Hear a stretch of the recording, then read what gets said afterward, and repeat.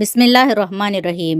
అస్సలాము అలైకుం వరహమతుల్లాహి వబరకాతుహు. ఫ్రెండ్స్, ఈరోజు దువా ఆమోదించబడే ప్రత్యేక ఘడియల్ని మనం తెలుసుకుందాం. మొదటిది రాత్రి చివరి జాము. ఆ సమయంలో అల్లాహ్ యొక్క కారుణ్యం మానవుల దువాల కొరకు ఎదురు చూస్తూ ఉంటుంది.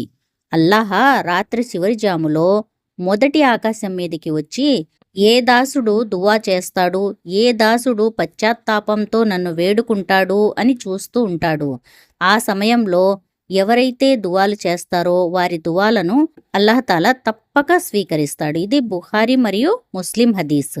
ఇక రెండో ప్రత్యేక ఘడియ ఏది అంటే లైలతుల్ ఖద్ర్, అంటే రంజాన్ మాసంలోని ఘనమైన రేయిలో కూడా చేసిన దువా తప్పకుండా అల్లాహతాలా స్వీకరిస్తాడు.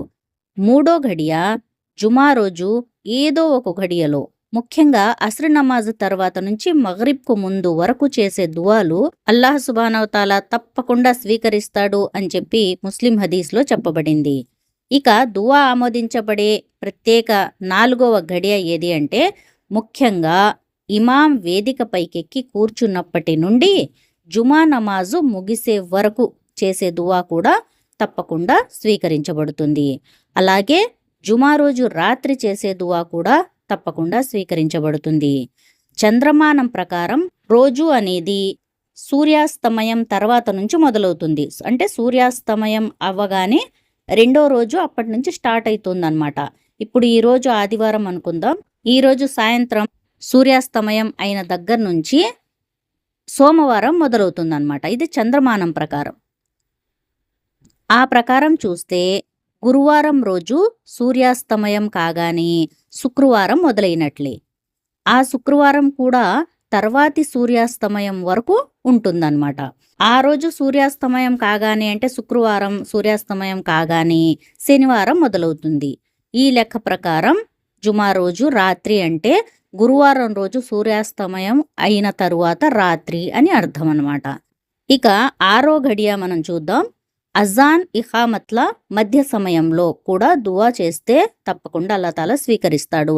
తరువాత ఫర్జ్ నమాజ్ తర్వాత, అంటే ప్రతి ఫర్జ్ నమాజ్ తర్వాత చేసే దువా కూడా అల్లాహతాలా తప్పకుండా స్వీకరిస్తాడు. అందుకే ఫర్జ్ నమాజ్ కాగానే దువా చేయాలి.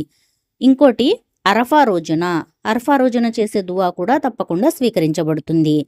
ఇంకో ఘడియ ఏది అంటే జంజం నీరు త్రాగేటప్పుడు కూడా దువా చేసి త్రాగాలి అంటారు. ఎందుకు అంటే జంజం నీరు తాగేటప్పుడు కూడా చేసే దువా స్వీకరించబడుతుంది.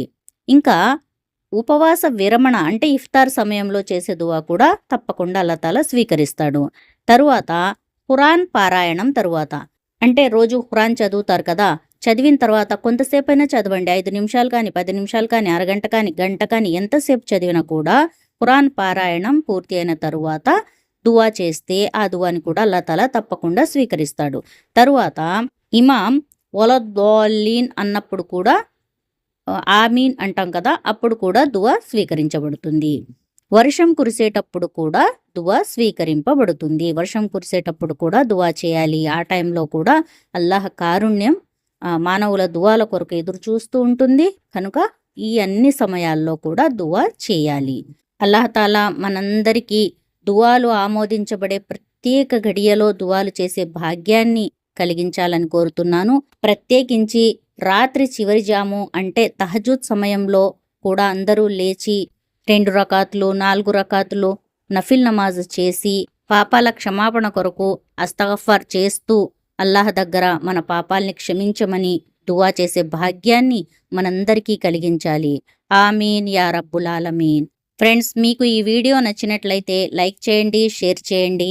మరిన్ని ఇలాంటి వీడియోస్ కొరకు ఖురాన్ వెలుగు ఛానల్ని సబ్స్క్రైబ్ చేయండి. మా ఛానల్లో నమాజ్లో చదివేటటువంటి సూరాలు, దువాలు మరియు హదీసులు, ఇంకా ఖురాన్ యొక్క పూర్తి తెలుగు అనువాదం కూడా లభిస్తుంది.